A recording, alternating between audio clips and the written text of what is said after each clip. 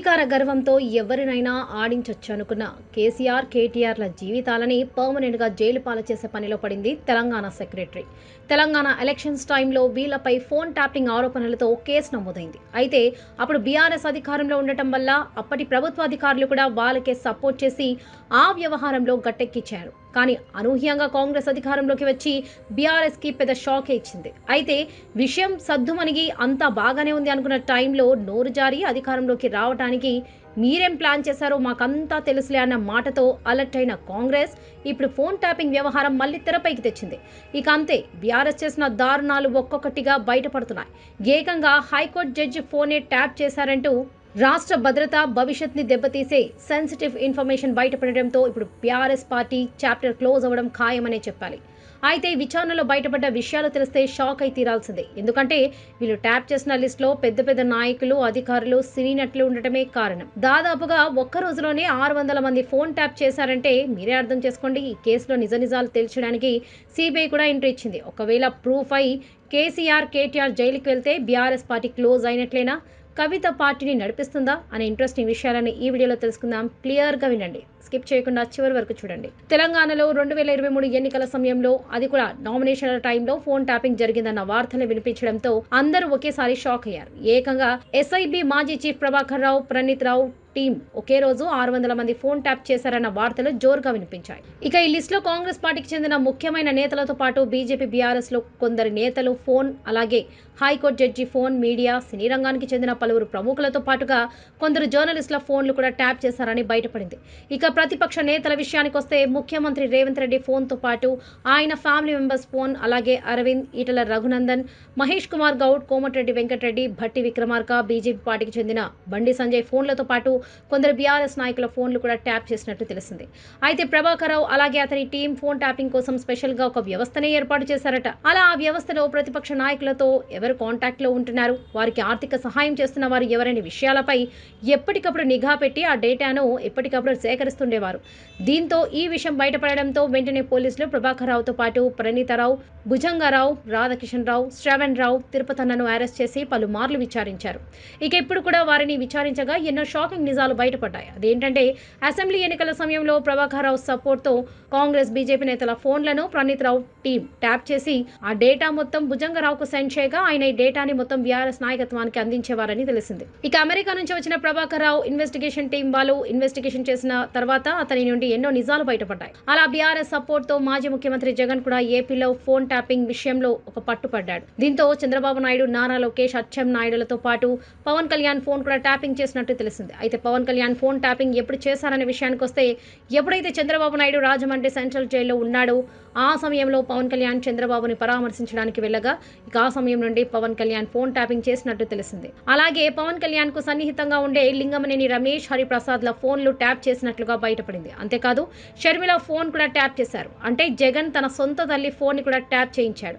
నిజంగా ఇది పెద్ద షాకింగ్ విషయమనే చెప్పాలి. గతంలో షర్మిల తన ఫోన్ ట్యాప్ చేస్తున్నారనే అనుమానాలు వస్తున్నాయని మీడియా ముందు తెలిపింది. అయితే ఈ సమయంలో కేసీఆర్, జగన్ మధ్య ఉన్నటువంటి సంబంధాల విషయాన్ని పక్కకు పెడితే ఇప్పుడు మాత్రం బీఆర్ఎస్ పార్టీగా బాగా ఇరుక్కుంది.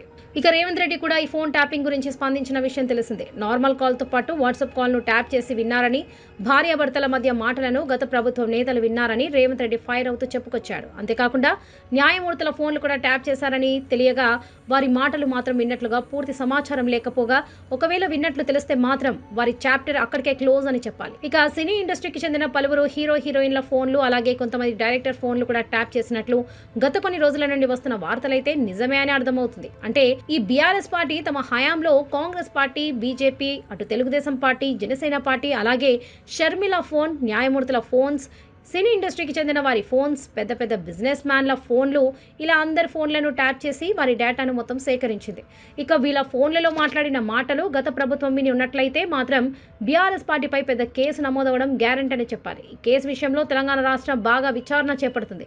ఇక పూర్తి ఇన్వెస్టిగేషన్కు అందరూ సహకరిస్తారా లేదా అనేది కూడా చర్చగా మారింది. అయితే గత ప్రభుత్వ హయాంలో తెలంగాణకు సిబిఐ అనుమతి లేదని ప్రకటించగా, ఒకవేళ కేసు విచారణ జరిపే అవకాశం ఉంటే మాత్రం రాష్ట్ర ప్రభుత్వం అనుమతి తీసుకున్న తర్వాతే వచ్చి కేసు విచారించాలని అప్పట్లో ప్రకటించింది. ఇక అది ఇప్పటికీ కొనసాగుతూనే ఉండగా ఇటీవల కేబినెట్ సమావేశంలో సీబీఐని తెలంగాణకు ఎంట్రీ ఇవ్వాలని చర్చగా జరగగా కొందరు మంత్రులు మాత్రం సీబీఐని ఎట్టి పరిస్థితుల్లో తెలంగాణ రాష్ట్రానికి రానివద్దని, గతంలో కేసీఆర్ తీసుకున్నటువంటి నిర్ణయాన్నే మనం కూడా కొనసాగించాలని తేల్చి చెప్పారు. కానీ బండి సంజయ్, కిషన్ రెడ్డి వంటి వాళ్ళు మాత్రం ఈ ఫోన్ ట్యాపింగ్ కేసును సీబీఐకి ఇవ్వాలని పట్టుపట్టగా సీబీఐకి మాత్రం తెలంగాణలో ఎంట్రీ లేదు. అదే ఆంధ్రప్రదేశ్ కూటమి ప్రభుత్వం దీని మీద కేసు నమోదు చేసి సీబీఐకి అప్పగిస్తే సీబీఐ ఎంట్రీ అయ్యే అవకాశం అయితే ఉంటుంది. ఇక సీబీఐ ఎంట్రీ అయ్యే ప్రభాకర్ రావుతో ప్రణీత్ రావు, భుజంగరావు, రాధాకిషన్ రావు, శ్రవణ్ రావు, తిరుపతి అన్నలను విచారణ చేస్తే మాత్రం ఇదొక సంచలన కేసుగా మారుతుందని చెప్పాలి. ఈ డ్రామా మొత్తానికి కారణమైన బీఆర్ఎస్ పార్టీ ఇప్పుడు పూర్తిగా నెగిటివిటీని మూటగట్టుకుంది. అంతేకాదు, ఇది కేసీఆర్ ప్రభుత్వ హయాంలో జరిగింది కాబట్టి దీనికి భారీ మూల్యం కేసీఆర్ చెల్లించుకోవాల్సి ఉంటుంది. ఒకరు కాదు, ఇద్దరు కాదు, రాష్ట్రంలో ఉన్న అన్ని పార్టీలతో పాటు ఇతర రంగంలో ఉన్న ప్రముఖుల డేటాను సేకరించారు కాబట్టి కేసీఆర్ భారీ మూల్యమే చెల్లించాల్సి ఉంటుంది. ఇక ఈ ప్రభావంతో బీఆర్ఎస్ పార్టీలో ఉన్న అందరూ కూడా దూరం జరిగే అవకాశాలు ఉంటాయి. అంతేకాకుండా వైఎస్ఆర్సీపీ పార్టీ కూడా దూరం అయ్యే ఛాన్స్ ఎక్కువగా ఉన్నాయి. దీంతో బీఆర్ఎస్ పార్టీ ఖచ్చితంగా ఒంటరయ్యే అవకాశాలు ఎక్కువగా ఉన్నాయి. నిజానికి అధికారంలోకి రావడం కోసమే ఇటు బీఆర్ఎస్ అటు వైఎస్ఆర్సీపీ ఫోన్ ట్యాపింగ్ విషయంలో ఇన్వాల్వ్ అయినప్పటికీ కూడా అధికారంలోకి రాలేదనే చెప్పాలి. అయితే నిజానికి ప్రతిపక్ష నాయకులు ఎటువంటి రాజకీయాలు చేస్తున్నారని, ఇతర పార్టీలతో ఎటువంటి ఒప్పందాలు తీసుకుంటుందని, ఎవరెవరికి సీట్లు ఇవ్వబోతుందని, అసలు ఎలాంటి పథకాలు ఇవ్వాలనుకుంటున్నారనే అంశాల గురించి తెలుసుకోవడం కోసమే ఫోన్ ట్యాపింగ్ చేశారు. అంతేకాకుండా మనీ ట్రాన్సాక్షన్ లాంటివి కూడా తెలుసుకొని వాటిని పట్టుకోవాలనేది కూడా ఈ ప్లాన్లో ముఖ్య భాగమని చెప్పాలి. ఇవన్నీ తెలిస్తే తాము అధికారంలోకి రావచ్చన్నట్లుగా ప్రయత్నించినప్పటికీ తాము అధికారంలోకి రాలేకపోయారు. కానీ వీరు చేసిన ఫోన్ ట్యాపింగ్ వ్యవహారం మాత్రం బయటకు వచ్చి ఇప్పుడు బాగా వైరల్ అవుతుంది. అదే ఇటు తెలంగాణలో బీఆర్ఎస్ ప్రభుత్వం, అటు ఏపీలో వైఎస్ఆర్సీపీ ప్రభుత్వం వచ్చినట్లయితే ఈ ఫోన్ ట్యాపింగ్ అనేది అసలు బయటికి వచ్చేదే కాదు. ఈ రెండు రాష్ట్రాల్లో ఒకరు అధికారంలోకి వచ్చినా కూడా ఇదంతా జరిగేదే కాదు. అప్పుడు తమ ప్రభుత్వం ఉంటుంది కాబట్టి ఇలాంటివి బయటపడకుండా అక్కడే ఫుల్ స్టాప్ పెట్టేవారు. కానీ ఇప్పుడు ప్రభుత్వం మారింది కాబట్టి వీళ్ళ అసలు గుట్టు మొత్తం బయటపడుతుంది. అయితే న్యాయమూర్తుల ఫోన్లు కూడా విన్నట్లు తెలిస్తే న్యాయస్థానం ఈ ఆధారాలను సేకరించి ఈ కేసును నేరుగా సీబీఐకి ఇచ్చే అవకాశం ఉంది. అంటే ఆంధ్రప్రదేశ్ ప్రభుత్వమే ఈ కేసును ప్రత్యేకంగా సీబీఐకి ఇవ్వాల్సిన అవసరం లేదు. ఒకవేళ ఇస్తే న్యాయస్థానమే ఇవ్వచ్చు. అలాగే సుప్రీంకోర్టులో ఎవరైనా ప్రైవేట్ వ్యక్తులు ఈ కేసు నమోదు చేస్తే మాత్రం అప్పుడు సుప్రీంకోర్టు సీబీఐ ఆదేశిస్తే మాత్రం ఖచ్చితంగా ఈ కేసులో సీబీఐ ఇన్వాల్వ్ అవుతుంది. ఇక సీబీఐ వస్తే మాత్రం బీఆర్ఎస్ పార్టీ అవుట్ అని చెప్పాలి. మరి ఈ కేసులో ఎలాంటి ట్విస్టులు జరుగుతాయనేది చూడాలి. దీని గురించి మీరేమనుకుంటున్నారో మీ అభిప్రాయాన్ని కామెంట్స్ రూపంలో తెలపండి.